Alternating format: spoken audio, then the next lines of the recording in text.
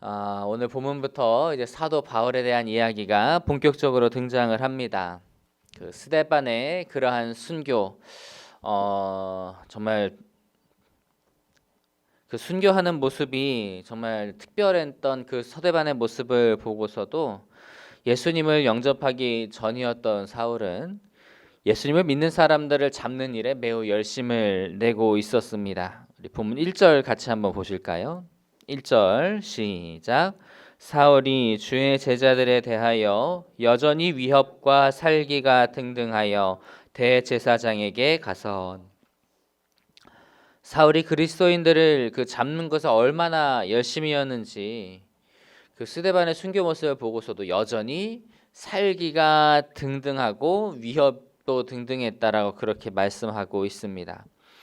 그래서 그는 이제 예루살렘 안에서도 이 그리스도인들을 잡아들이는 것을 모자라서 이제는 해외까지 지경을 넓히고 있는 것을 보게 되죠. 우리 2절 말씀 같이 한번 보시겠습니다. 2절 말씀 시작.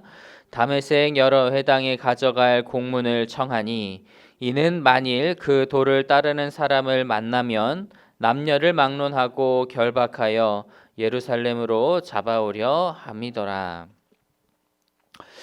그런 다메섹으로 가서 그리스도인들을 잡아오기 위해서 공문까지 다 신청해서 받아 놓았던 상태였습니다. 그러니까 이렇게 그리스도인들을 잡아들이는 일에 열정적이었던 사람이었으니까 그 예루살렘이나 유대 지역에서 이 그리스도인들이 사울을 통해 얼마나 많은 핍박을 받았는지 그것을 어느 정도 짐작할 수가 있을 겁니다. 사울이 그리스도인들을 잡아들이는 것에 정말 그렇게 열심을 품었던 이유는 그가 유대교와 또 율법에 대해 확고한 신념이 있었기 때문에 그래요. 그는 자기가 지금 이렇게 행하고 있는 일, 그리스도인들을 잡아들이는 그런 일들, 그 기독교를 박해하는 일이 하나님을 위한 일이라고 그렇게 생각을 했어요.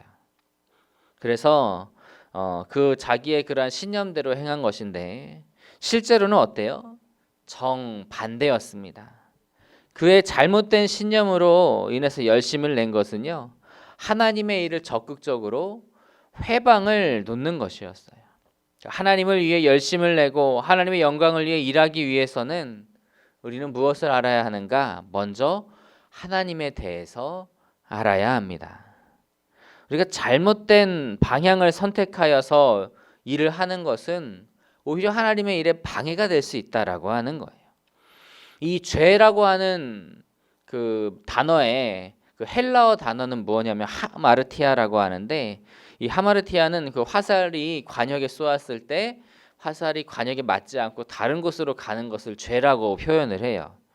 그러니까 그냥 그 관역 말고 다른 방향으로 쏜 거예요. 그것이 죄라고 이야기를 합니다. 하나님의 뜻과 그리고 하나님의 마음에 무지한 상태로 열심을 내는 것도 그와 같을 수 있습니다. 그래서 하나님에 대해 먼저 깊이 알고 하나님께서 기뻐하시는 일이 무엇인지를 아는 것이 굉장히 중요합니다. 그래서 저 여러분은 하나님께서 무엇을 기뻐하시는지를 잘 알고 하나님께서 기뻐하시는 그 일에 열심을 낼 수 있는 저 여러분이 다 될 수 있기를 주님의 이름으로 축복합니다. 그래서 주님께서 기뻐하시는 일만 할 수 있는 저 여러분 되시기를 간절히 소망합니다. 이 사울이 다메섹으로 가던 도중에 빛 가운데 임하신 그 예수님을 만났어요. 우리 3절과 4절 말씀 보시겠습니다. 3절 4절 시작. 사울이 길을 가다가 호련히 하늘로부터 빛이 그를 둘러 비추는지라. 땅이 엎드려 소름에 소리가 있어 이르시되 사울아 사울아 내가 어찌하여 나를 박해하느냐 하시거늘. 갑자기 하늘에서 사울에게 빛이 쫙 비치니까 사울은 그 자리에 엎드렸습니다. 그런데 이제 그를 향하여 음성이 들리기 시작해요. 사울아 사울아 네가 어찌하여 나를 박해하느냐. 그런데 그 음성이 사울은 처음에 그 음성을 들었을 때 누구의 음성인지 그걸 깨닫지를 못했습니다. 우리 5절 말씀 보실까요? 5절 말씀 시작. 대답하되 주여 누구시니까? 이르시되 나는 내가 박해하는 예수라.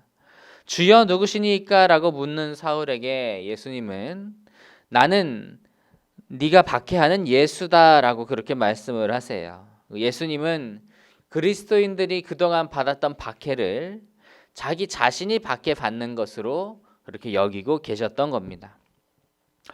사울은 예수님을 만난 후에 아무것도 볼 수가 없었어요. 주변 사람들을 의지해서 성 안에 간신히 들어가서 잠시 머물게 되는데요. 우리 8절과 9절 말씀을 보시겠습니다. 8절과 9절 시작. 사울이 땅에서 일어나 눈은 떴으나 아무것도 보지 못하고 사람의 손에 끌려 다메섹으로 들어가서 사흘 동안 보지 못하고 먹지도 마시지도 아니하니라. 사울은 3일간 먹지도 마시지도 않았습니다. 왜 그랬을까 생각을 해보면요, 이 사건이 바울에게는 굉장히 큰 충격이었기 때문에 그래요. 그러니까 예수님과의 그 만남은 사울의 그 신앙과 그 신념이 모두 와르르 무너지는 그러한 순간이었을 겁니다. 특히 그는 이제 엘리트 코스를 밟고 있는 바리새인이었어요.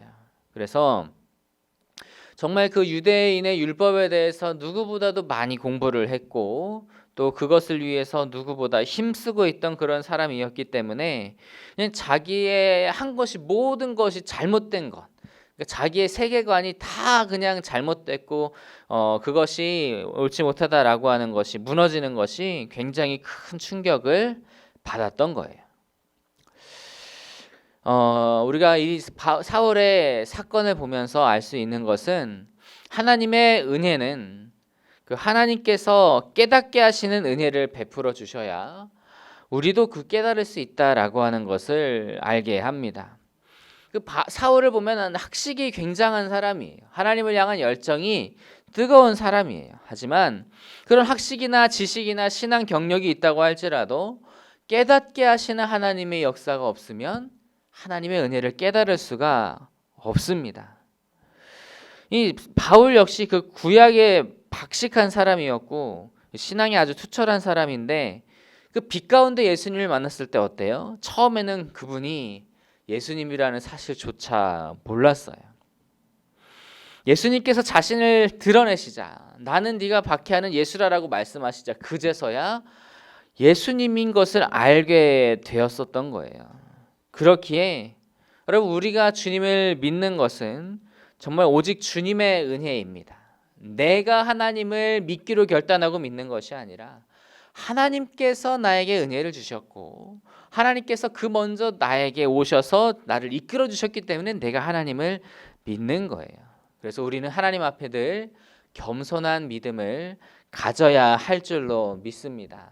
그래서 오늘도 우리에게 믿음 주신 하나님께 감사하면서 그 은혜를 증거하는 그러한 삶을 살게 되기를 간절히 소망합니다. 그리고 또 우리가 늘 마음을 정해서 중보 기도하는 그분들에게도 하나님의 은혜가 있어서 그들의 삶을 주님의 은혜 가운데로 인도해 주시고 그들에게 하나님의 은혜를 깨닫게 해달라는 그러한 기도로 주님 앞에 나아갈 수 있는 오늘 하루가 되기를 간절히 소망합니다.